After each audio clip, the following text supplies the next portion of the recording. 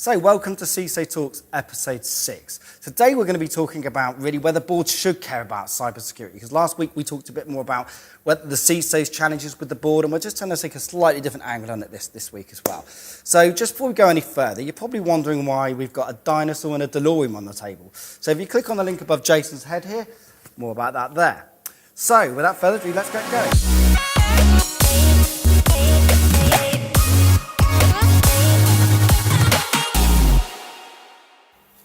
Okay, Aidan, so perhaps leading on from one of our earlier podcasts about CISOs and the relationship with CISOs and the board, do you think it's right that the board doesn't spend any time to understand what CISOs are saying as far as the tactical level is concerned with the problems that are going on in the environment? Yeah, it's an interesting one, because I think, obviously, I think that you need a certain amount of vocabulary and a certain amount of understanding, but I think ultimately, why should the board care about DDoS or ransomware or these kind of things? Really what they're interested in is the risk. So I think what's really important is that that CISOs represent the cybersecurity in a way that the boards will understand, i.e. talking about the actual business risk. Whether the boards have a responsibility to understand the technical elements of it, or I don't necessarily know if that's relevant. I don't know whether they should or not, really. I mean, I'm more of the opinion, probably not. No. So you don't think it's important that they know about what a ransomware attack is, or? I think it's important that they understand the risks and the implications, but I don't necessarily know whether it's realistic. Certainly not where we're at the moment, right? I don't necessarily know whether it's realistic that you're going to speak to a CFO and he'll understand what a ransomware attack is and how it will manifest itself. But I think it's different. I think it needs to be presented in a way that the board will understand, and that is risk. Right. What does it mean? What is the likelihood of this happening? What happens if we don't address this issue? Okay. And I think that's the language they understand. Got you. So not necessarily educating the board about the technical matters, but more educating them about what this means in money terms? I suppose. Yeah. I mean, ultimately, I suppose it's about saying, here's the risk, here's how much it will cost to protect against this risk, here's the likelihood of this taking place. Here's our readiness to protect ourselves against these set of risks. I think that matters, but that doesn't necessarily mean that they need to know the ins and outs of what a DDoS attack is, perhaps. You don't need to know these technical elements of these risks itself. I don't think that's necessarily relevant for the board in quite a lot of instances. Right. I know we're generalising here, but do you think that it's actually sort of a requirement for the board to ask the CISO to educate them in these matters, or are they expecting the CISO to turn up and deliver? I think it really depends. It depends on how mature you are as an organisation towards cybersecurity risk. I think that certainly we know that in some regions across the globe, their attitude towards cybersecurity is quite very mature, and they'll understand, and they will understand these terms as opposed to some other areas. So I think it really depends on the size of the organisation, the way in which they utilise their CISO as well. I think in some of the more progressive organisations, the CISO is an important role. They're treated with respect, and they have a clear reporting structure. And I think in those organisations, I think that, and they do understand cybersecurity as it is. They're not just talking about the risk; they understand the cybersecurity itself. Right. Absolutely. Yeah. I think in some organisations, it's absolutely not the case, and a CISO is used sometimes as a scapegoat. The CISO doesn't get the opportunity to spend the time with the board to help explain to them the risks. So the only way in which that's going to be effective is talking risk, talking in that language, because that's the only way you're going to get your message across, I think. Okay. Do you think generally boards, there is a bit of a lack of education generally in this whole area? Well, yeah. I mean, let's be honest, it's a very new topic. And a CISO is a very new role, really. I mean, it's especially for some of these, perhaps these older organisations, the ones that sort of the legacy enterprises, perhaps with slightly older boards. I think that it's a very new concept. And I do think that there is a lack of awareness around the issue within some of these perhaps more legacy organisations. Yeah, sure. Yeah. Okay. So, I mean, you're an experienced man in the data security industry. You've spoken with quite a number of CISOs regularly. What do you think differs the CISOs? I mean, the ones that are successful in this and ones that perhaps are not so successful. What are the key attributes there? Do you think? persistence is absolutely key. Not doom and gloom. There's no point trying to say that everything's, the world's over, because people become immune to your conversations otherwise. They're typically really good salespeople. They understand how to communicate and get their message across in such a way where they're going to listen.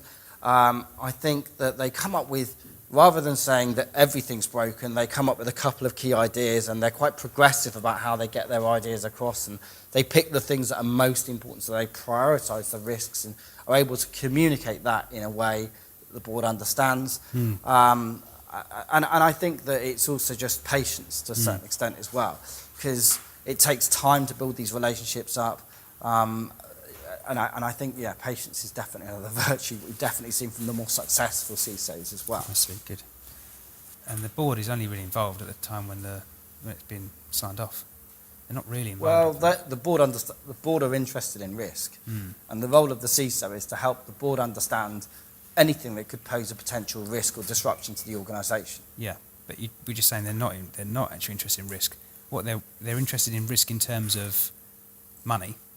That's right, and that's what a CISO's responsibility is to say, here's your risk, right? Yeah. It doesn't matter. In the context of a CISO, he's talking about cyber risk. In the context of a CFO, they're talking about financial or accounting risk, right? Yeah, okay. in the context of a sales, a VP sales, perhaps they're talking about the risk to revenue. You know? Got you. So that's probably the disconnect I'm trying to get to, is that so you've got there a CISO determining what they believe to be the risk to the organisation, but how deep should that really go? Because the CISO, they're really an IT guy, really, and so I think that's an interesting question. Yeah. Where should a CISO spend his time? Should they be spending their time more with the tech team, or should they be spending more of their time with the board? What is it that makes for a successful balance of characteristics of a successful CISO? Yeah. What I'm saying is you can't expect the CISO to take on the role of the board. The board's job there is to decide whether on the information provided by the CISO, that's right, as to whether that is something that is going to be a significant risk to the business. Is it really the CISO's job to get that far and that deep into that conversation where they're actually acting as the board themselves by saying this is what risk it poses? So I definitely think the CISO's responsibility is to go to the board and say, look, here's the situation. Here is the exposure that we have in terms of an enterprise. And here are the things that we haven't fixed that we ought to fix on a scale of sort of 1 to 10. Here are the list of our gaps and our threats. And here's the ones that could cause us the most amount of pain. Yeah.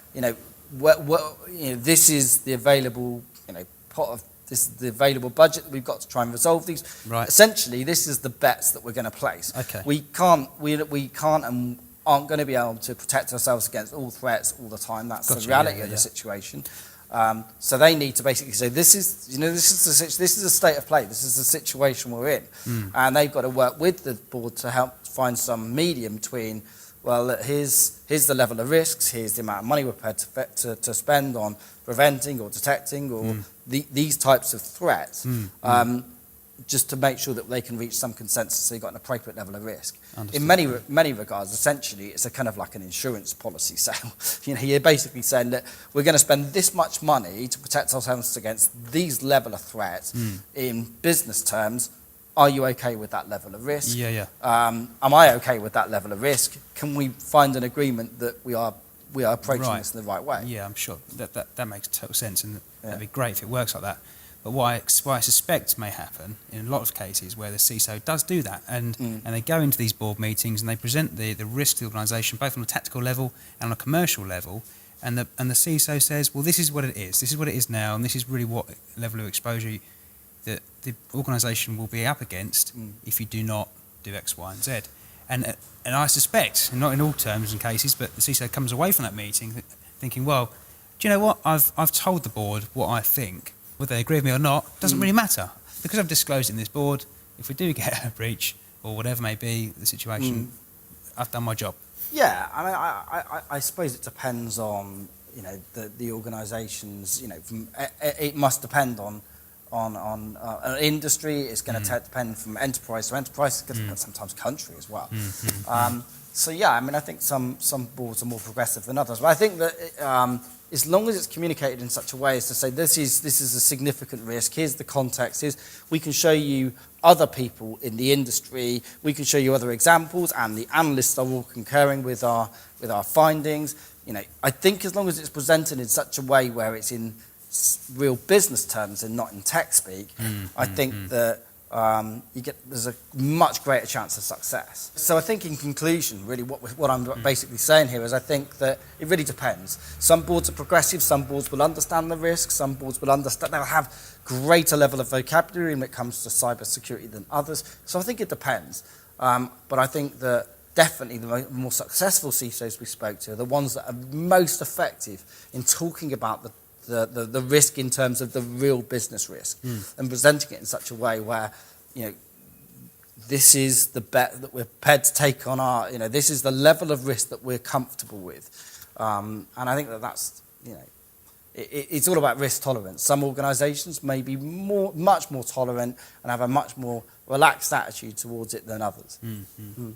So, okay, great. Thanks, Jason. So, don't forget, join us next week, episode 7. Don't forget to subscribe, click on the bell icon. See you again next week.